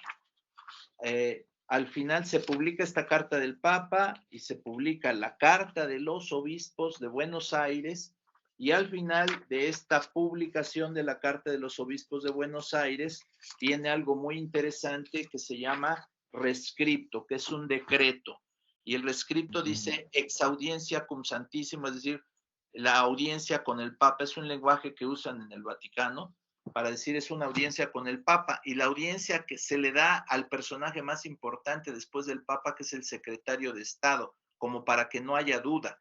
Y dice en latín, aunque ahí en la declaración está también la traducción, dice: el sumo pontífice ha determinado que los dos documentos, o sea, la interpretación de los obispos de Buenos Aires sobre Amoris Laetitia, capítulo 8, divorciados vueltos a casar que reciben los sacramentos, más la respuesta del Papa que dice no hay otra interpretación, es esa y la asumimos, esos dos documentos, como para que no quede duda de ese párrafo que el Papa dijo, asumo esto, ya no hay ambigüedad, ya lo asumo, dice: prepárense para la publicación en el sitio electrónico del Vaticano y en el Actis Apostolicae Sedis, ¿ok? O sea, en algo oficial de la Iglesia como Acta Apostolicae Sedis, y lo importante aquí dice: velut magisterium authenticum, como magisterio auténtico de la Iglesia, es decir, como enseñanza oficial de la Iglesia. No tiene el grado de infalibilidad, lo sabemos, pero está diciendo es enseñanza oficial de la Iglesia. Ahora, ¿qué es lo que dice la Carta de Buenos Aires y que interpreta a Amoris Laetitia? ¿Qué es lo que dice? Lo que dice es, lo reduzco porque sé que hay poco tiempo, si no lo podríamos analizar. Lo que usted necesite, con toda tranquilidad, bueno, lo que quiera. Gracias, porque esto es muy importante. Esta Acta Apostolicae Sedis lo pueden buscar en internet y lo tienen. Y voy la referencia aquí, es el volumen 108 del 7 de octubre del 2016, el número 10. Y las páginas son de la 1071 a la 1074. Son 4 páginas que publican las dos cartas, la de los obispos de Buenos Aires interpretando Amoris Laetitia, capítulo 8, y la carta del Papa que responde que eso es la doctrina de la Iglesia, más el decreto donde dice oficialmente tengas eso por enseñanza oficial de la Iglesia. Entonces vamos a ver qué es lo que dicen los obispos de Buenos Aires y vamos a captar la herejía. Claro. Allí, ¿qué es lo que dicen los obispos de Buenos Aires en el número primero, que tiene un gran problema cuando dices elevo todo esto al nivel de magisterio auténtico de la Iglesia? Pues si tú escribes una carta dirías, oiga, pues me hubiera avisado antes, porque todo lo que yo dije ahí, desde el saludo hasta el último, usted está diciendo que es magisterio oficial de la Iglesia. Claro. Algo muy complicado, que no se hace, pero bueno. En el número 5 dice: cuando las circunstancias, están hablando los obispos de Buenos Aires, que no nos interesaría nada si no es porque el Papa dice este magisterio lo asumo yo como Papa y es magisterio oficial de la Iglesia. Cuando las circunstancias concretas de una pareja, hablando divorciados vueltos a casar, lo hagan factible, o sea, se pueda, especialmente cuando ambos sean cristianos con un camino de fe, se puede proponer el compromiso, el empeño de vivir en continencia. Allí ya empezaron con sus errores. ¿Por qué? Porque me están diciendo, divorciadas vueltas a casar es una persona que tiene vigente su vínculo matrimonial con otra y que sin embargo está en adulterio con otra. Y están viviendo no como hermanos, sino están viviendo con relaciones sexuales. Si fueran como hermanos no habría toda esta discusión. En relaciones sexuales. Y ya empiezan los errores porque dice, cuando las circunstancias lo hagan factible, se puede proponer el empeño de vivir en continencia. No es que se pueda, es que lo tienes que exigir. Jesús lo exigió, no puedes vivir así. Entonces no es que se pueda, ni es que cuando se haga factible, no. Tú lo tienes que exigir así. Eso es el evangelio. Hay muchas cosas ahí falsas, ¿verdad? Así decir, bueno, cuando sea factible, o sea, ¿hay circunstancia que no es factible? O bien, ¿por qué dice se puede proponer? No, se tiene que proponer, no es una opción, es una exigencia. Dice, Amoris Laetitia no ignora las dificultades de esta opción, le llama opción, no es opción, es exigencia. Claro. No es opcional vivir en continencia en esas circunstancias, es una exigencia y envuelve e involucra malamente a San Juan Pablo II, dice, no ignora las dificultades de esta opción y deja abierta la posibilidad a acceder al sacramento de la reconciliación cuando se falle en este propósito. Si tú no vives en continencia y dices, me hago el propósito de vivir en continencia y fallas, no te puedes confesar hasta el confesor te dice, pues sepárate de esa pareja. Entonces no puedes recibir ahí el sacramento de la confesión. Siempre lo puedes recibir cuando digas estoy arrepentido. Entonces San Juan Pablo II no te iba a decir, bueno, sin estar arrepentido, sigues viviendo con la pareja, bueno, si vas a vivir en continencia, ok, se te puede dar la absolución, pero aquí lo que están diciendo es, deja abierta la posibilidad de acceder al sacramento de la reconciliación porque pues experimentan dificultades. Claro, todo mundo experimenta dificultades en abandonar el pecado. Claro. La primera opción es sepárense. Si por circunstancias muy difíciles, como suele ser a veces en parejas de ancianitos, ya no puede ser porque no tienen incluso dónde vivir, estoy hablando a lo mejor de la realidad de América Latina, pues la iglesia dice, mira, te toleramos que vivas bajo el mismo techo, pero en continencia, ¿verdad? Bien, entonces, siempre hay, me regreso un poquito, siempre hay posibilidad de ir a los sacramentos cuando estás arrepentido. Cuando no estás arrepentido, tú te cierras ese acceso a los sacramentos, ¿verdad? Bueno, pero ahora vamos a aterrizar el punto, perdón, voy a procurar ser breve, no extenderme. Número 6, en otras circunstancias más complejas y cuando no se pudo obtener la declaración de nulidad, esta segunda frase, nada más me viene a confundir las cosas, porque son casos distintos. La declaración de nulidad significa que la iglesia, juzgando, dice, nunca existió matrimonio. Pero aquí estamos hablando de cuando sí existe el matrimonio y sí existe el vínculo matrimonial. Entonces no viene al caso, esto nada más abona la confusión. Entonces, en otras circunstancias más complejas, la opción mencionada, que no es opción, es exigencia, la opción mencionada, es decir, vivir en continencia, puede no ser de hecho factible. O sea, están viviendo con relaciones conyugales. Y dice así, aquí viene lo grave. No obstante, que viven con relaciones conyugales sin ser marido y mujer y teniendo uno de ellos o los dos sus parejas aparte, no obstante, viviendo así en adulterio, igualmente es posible un camino de discernimiento. ¿Cuál es ese camino de discernimiento? Nunca lo dicen claramente, pero ponen como un ejemplo. Si se llega a reconocer que nunca, enredando todo, enredando todo. Si se llega a reconocer que en un caso concreto hay limitaciones que atenúan la responsabilidad y la culpabilidad, eso es moral elemental, ¿verdad? Cuando hay atenuantes, pues si una persona no tiene el conocimiento, etcétera, siempre hay algún atenuante, pero eso no significa que te den permiso para vivir en adulterio.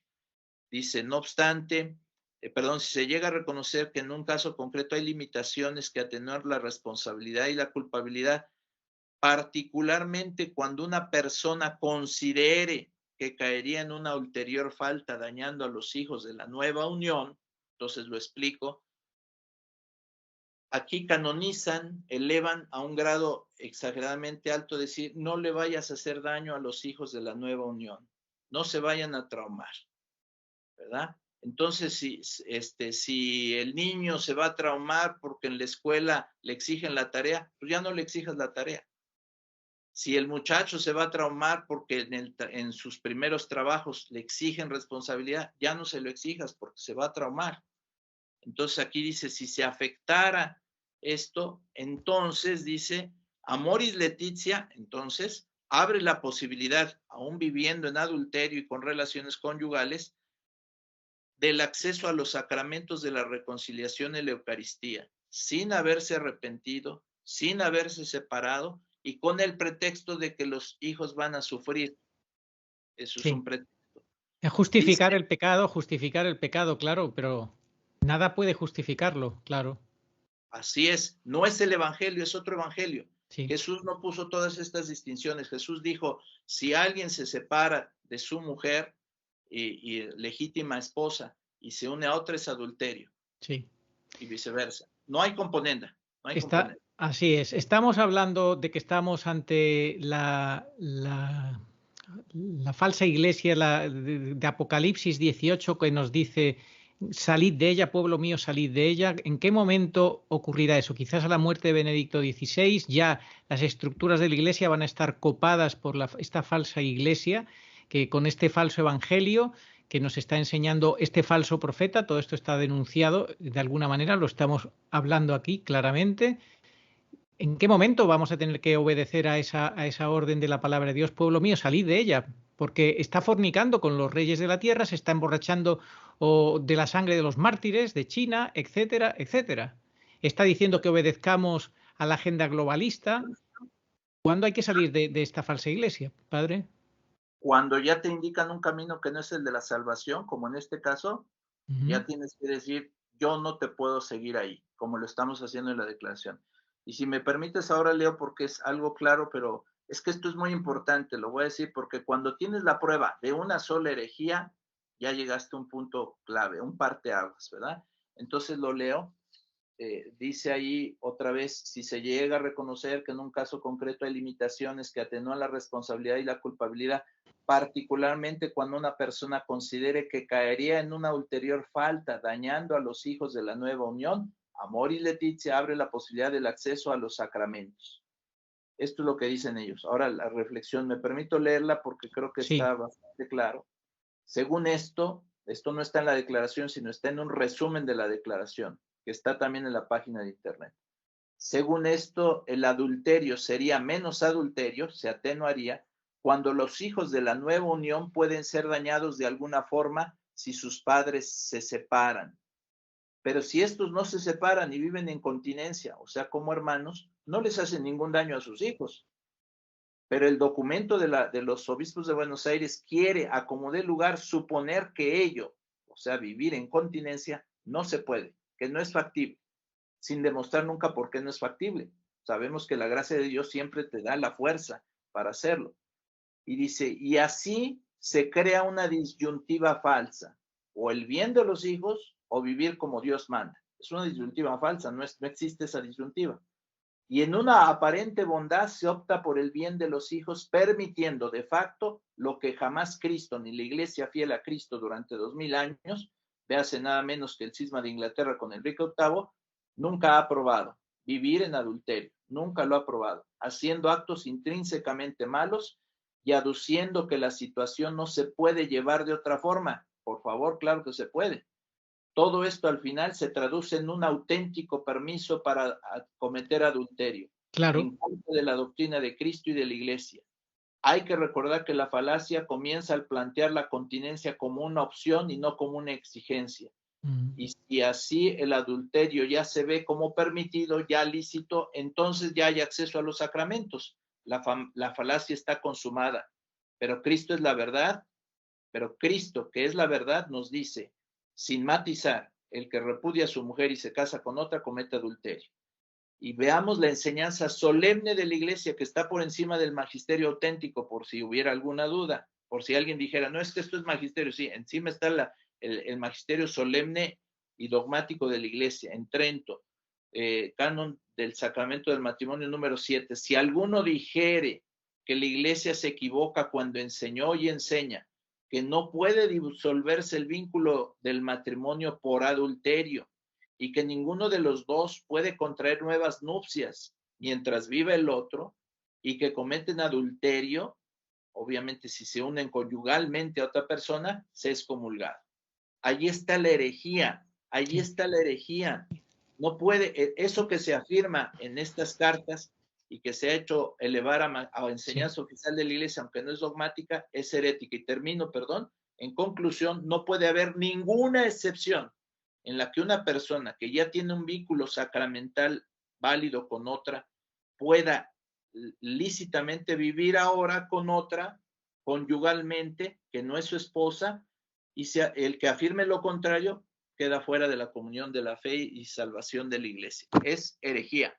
Claro, son ellos, es Bergoglio y su gente los que se salen, son ellos los que se salen, los que se autoexcomulgan, y los cismáticos, etcétera, etcétera. No los que defienden la verdad como ustedes. Es una cosa muy evidente, pero como él mismo lo ha dicho muchas veces, él ha venido para una revolución dentro de la Iglesia, pues está cumpliendo con dicha revolución. Él ha dicho que trae una Iglesia el nuevo paradigma, lo dijo también, lo dijo en el año 2018, Fray...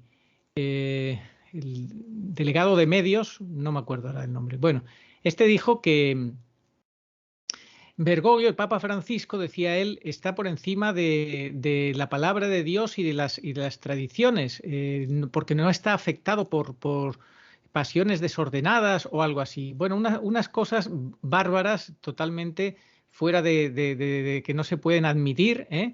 Y bueno, luego además en esta revolución ha cambiado el catecismo apoyándose solamente en él mismo, con el tema de la pena de muerte. Eso es otra cosa también que es más que discutible, está totalmente fuera, no se puede consentir eso tampoco. ¿Cómo es posible que los obispos y los cardenales consientan todas estas cosas? Es algo increíble. Yo creo que estamos formados bien, pero después acríticamente en relación a la comunión. Pensamos que la comunión puede ser a mansalva a lo que venga, y terminamos diciendo, como cuando en misa alguien se equivoca en la petición y dice lo contrario, ¿verdad? Y todos decimos, te rogamos, Señor, te rogamos, Señor, te rogamos, Señor, y no sabes ni lo que estás diciendo. Exacto. Algo pasa así, ¿verdad? Pero sí es muy importante saber que cuando hay una herejía ya hay una cosa muy seria. Ahí ya no podemos tener, por eso es lo que sigue ahí de Luna Cum, no podemos tener comunión, ahí no te puedo seguir, porque ahí yo ya estaría entrando en herejía.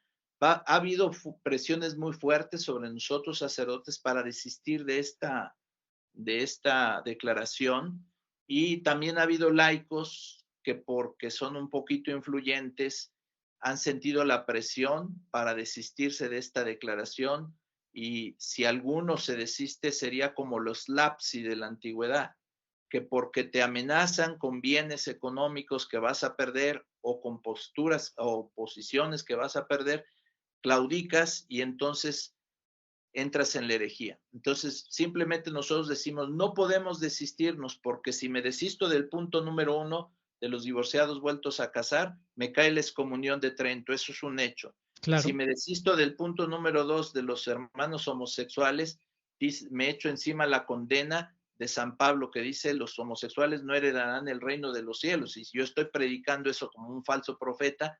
Y tercero, no me quiero tampoco echar la condena de Filipenses 2, ¿verdad? Y de la herejía de facto, porque es una herejía si alguno lo hace pudiendo hacerlo, pudiendo sincar y sistemáticamente no se hinta ante Cristo, sea anatema, sea excomulgado, quede fuera de la iglesia. No podemos desistirnos de estas situaciones. Igualmente de lo que acabamos de decir de la Virgen Santísima, pues es dogmático. De ello no puedo decir esa interpretación, no puedo más que atacarla y contradecirla y tacharla de herética. En fin, padre, yo creo que estamos viviendo el tercer secreto de Fátima, esto que no nos quisieron contar. La gran apostasía de Segunda Tesalonicenses, emanando todo ello desde el vértice de la Iglesia, tomada por los enemigos de la Iglesia y, bueno, el que quiera entender que entienda, pero aquí ustedes hacen una declaración que pretende un discernimiento interno dentro de la Iglesia, porque sin auténtica doctrina bien purificada de errores no se puede ser luz en el mundo. La Iglesia tiene que ser luz en el mundo, la Iglesia tiene que vivir de la verdad, por la verdad y para la verdad. Y hoy nos encontramos un mundo que está en tinieblas, un mundo lleno de mentiras que está sufriendo toda la humanidad, porque no hay nadie que verdaderamente eleve la bandera, como decía San Ignacio de Loyola, de Cristo y por la verdad, sino que están entregados al globalismo, a la mentira. Es exacto. El mundo y el cristianismo, el mundo y Cristo, el mundo y la fe cristiana verdadera son agua y aceite, no se pueden llevar. Por Sí. eso aquí el título, me gustaría decir una palabrita del título de la Virgen Santísima como Madre de la Verdad de Salvación. Eso es algo muy importante porque se quiere desnaturalizar todo y hacer que lo sobrenatural de la fe cristiana sea ahora algo meramente natural. ¿Para qué? Para poderlo homologar con la fraternidad masónica o con la fraternidad de la ONU o con lo que quieran. Ya no tiene nada de especial. Y por eso la unión de religiones y por eso todo. Y por eso el engaño de una fraternidad universal donde nos damos todos un abrazo, así tú pienses que Dios es la piedra y yo piense que Dios es Cristo, pues es lo mismo. Eso no es verdad, es una absoluta mentira. Entonces, la verdad de salvación, sabemos que la verdad al final es Dios mismo. Y en filosofía se distingue verdad ontológica y verdad lógica y etcétera, pero la fuente de toda la verdad es Dios. Pero particularmente es la fuente de la verdad sobrenatural, la verdad de salvación, la verdad que salva. ¿Cuál es esa verdad? Aquellas verdades que no podemos conocer por nuestra condición humana, ¿verdad? La Santísima Trinidad es un misterio, no lo hubiéramos podido jamás ni imaginar. La encarnación, la unión hipostática, el nacimiento de la Virgen de Jesús en una concepción virginal por obra del Espíritu Santo, el amor tan grande de un Mesías que viene, de todo un Dios que muere, como en la cruz, por nosotros, por nuestra salvación, la misericordia infinita de Dios, las realidades eternas, el cielo, el infierno, el purgatorio, etcétera. Toda esa verdad sobrenatural actualmente quiere ser anulada, la verdad de salvación. Y la que va a luchar para que eso no suceda es la Virgen Santísima, porque ella es la madre de la verdad de salvación, de la palabra que salva, que es Cristo. Por eso ese título hermoso de la Virgen Santísima como Madre de la Verdad de Salvación. Y eso es lo que se defiende. Porque si caemos en defender una verdad meramente filosófica, sabemos que la verdad nos conduce a Dios al final, pero aquí viene la intención de acallar esa verdad sobrenatural y dejarlo solo a un nivel filosófico humano que al final se reduce a teorías y a ideologías. Claro, y que al final ocurre como cuando los niños le preguntan a este señor que va vestido de papa, le preguntan sobre el sentido del sufrimiento y dice que no puede responder, que no tiene una respuesta, que no sabe. Esto es una burla más a Jesucristo, a su sacrificio en el Calvario y a toda la doctrina de los apóstoles. Es verdaderamente gravísimo. Sí, aquí otro punto que está en la declaración, porque dicen ustedes, primero hay unos youtubers que, bueno, un poco exaltados, dicen, es un llamado a la rebeldía, es un llamado a contra tal persona, todo. No, no es eso. Hay que distinguir entre ser desobedientes y entre estar impedidos a obedecer. Claro. Los apóstoles con humildad le decían a sus jefes judíos, ellos estaban acostumbrados a rendirles pleitesía y los regañaron y les dijeron, les hemos prohibido predicar en nombre de ese, de Cristo. Y ellos con humildad, pero con contundencia dicen, juzguen ustedes mismos si los podemos obedecer a ustedes antes que a Dios. Entonces aquí no se trata, ¿verdad?, de decir, estamos obedeciendo al superior, por encima del Papa está Dios, y si hay algo que me manda Dios, yo no puedo obedecer al Papa para desobedecer a Dios. Sí. Entonces, eso es algo muy importante, porque son rebeldes, son desobedientes. Sí. No, al contrario, somos obedientes a Dios. que es a quien hay que obedecer, como María, que es la pura obediencia a Dios. El Papa Benedicto XVI lo dijo, no, el Papa no es un monarca absoluto. Y aun cuando Bergoglio fuera auténticamente Papa, que yo, insisto, al 100% digo que no lo es, pero eso la Iglesia será quien lo tenga que decir, la verdadera Iglesia, la que lo tenga que confirmar en su momento, pero es lo que le estoy diciendo, no es un monarca absoluto y a quien hay que obedecer es a Dios, que es lo que ustedes hacen. Entonces, que a ustedes les estén persiguiendo y les estén denigrando, pues bueno, como dice también la palabra de Dios, todo el que quiera servir a Dios en Cristo Jesús será perseguido. Entonces, si a mí me han perseguido, a ustedes los perseguirán, ¿verdad? Es un título, están exaltados y se creen mártires y todo, no, simplemente te persiguen y en serio y te agreden y en serio te quitan todo, absolutamente. No es un juego, es en sí, serio.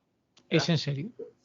Habría digo, sería muy amplio, no lo trato ahorita, solo hago alusión, porque serían otros programas, pero, por ejemplo, esta parte de lo que dijo el Papa Benedicto XVI en esa catequesis sobre el ministerio petrino, que no es un poder a discreción, y ahorita es lo que dicen muchas personas, es que si el Papa lo dice, olvídate, ya se acabó el asunto, no, eso nunca ha sido Claro, en la Iglesia, claro. no es un poder a discreción, y empieza con Jesús cuando dice, ustedes llama a sus 12 apóstoles ante una controversia de quién era el más poderoso.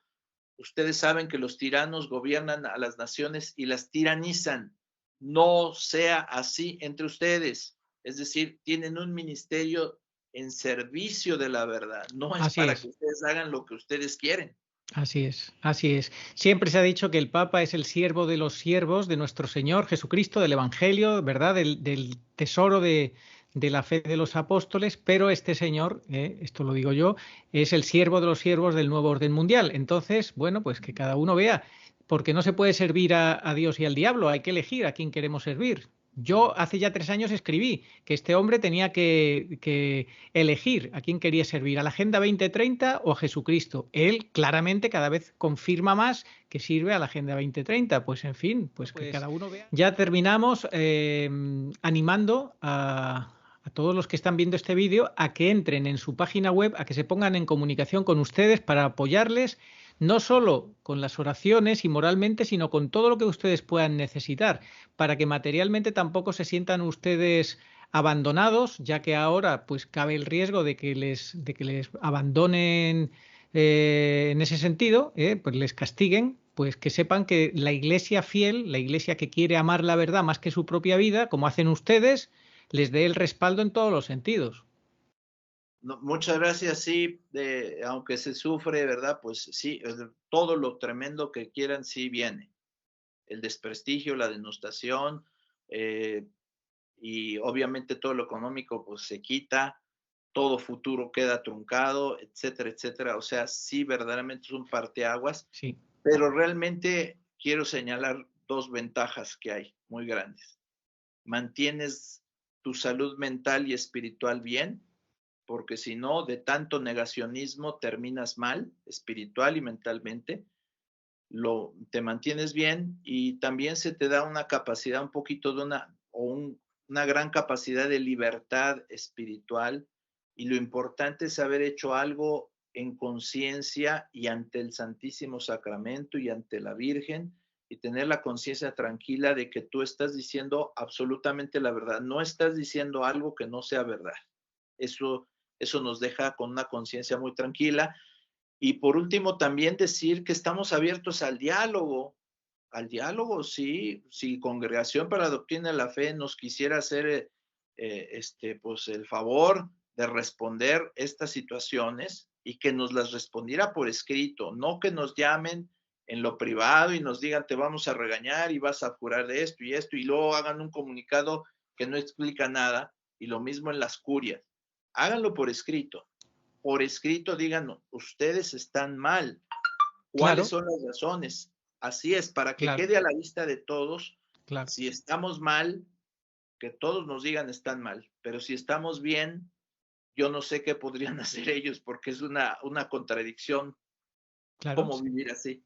Si pasan 3 meses y no les contestan a ustedes, porque, bueno, ya vimos lo que pasó en todas otras ocasiones anteriores, que no contestan, si a ustedes tampoco les contestan, pues entonces les estarán dando la razón, sencillamente. Estarán reconociendo que no tienen argumentos contra ustedes, contra sus declaraciones, y que ustedes tienen la verdad. Y ellos se parapetarán en el silencio de la mentira. Esta es la realidad, Así que ustedes les invitan al diálogo, esa iglesia de Bergoglio, el nuevo paradigma que tanto presume de puentes tendidos, de puertas abiertas, de diálogo, se les llena la boca de la palabra diálogo. Bueno, pues que dialoguen con ustedes, pero por escrito, de una manera seria, formal, no de una manera vaga, de una manera ambigua, de una manera no, manipuladora, no. Con escritos que les escriban a ustedes y que les digan, ustedes se han equivocado en esto y en esto, por esto, y a partir de ahí que siga el diálogo y vamos a ver qué es lo que pasa.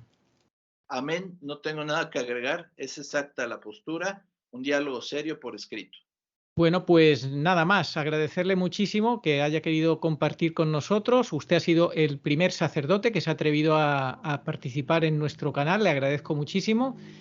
Y queda aquí invitado para cualquier otra ocasión que podamos hablar de algún otro tema o de este mismo tema, seguir comentando lo que vaya viniendo en el futuro, invitando también a todos nuestros telespectadores a que compartan este vídeo, a que se unan en oración a ustedes y que les den todo el apoyo que necesiten, que es muy importante, que entren en su página web y poco más. Si usted quiere terminar con alguna última reflexión. Sí, me parece una última reflexión que me parece muy importante. Ya se ha dicho aquí, solo recojo el fruto, incluso tú lo has mencionado muchas veces, que Dios nos llama, es un llamado auténtico a reconocer la verdad de Dios, la verdad de Cristo, que está en la Sagrada Escritura, etcétera. Los seres humanos, por obra del diablo y por consecuencia del pecado original, estamos a veces en posturas muy distintas. Dios así lo permite para llegar después, poco a poco, con su gracia, secundando su gracia, a conocer la verdad. Dios quiere que todos los hombres lleguen al conocimiento de la verdad y se salven. Entonces, es responsabilidad de cada uno, empezando por el Papa, con una gravísima responsabilidad, con los cardenales, con los obispos, arzobispos, todo ser humano que exista, ¿verdad?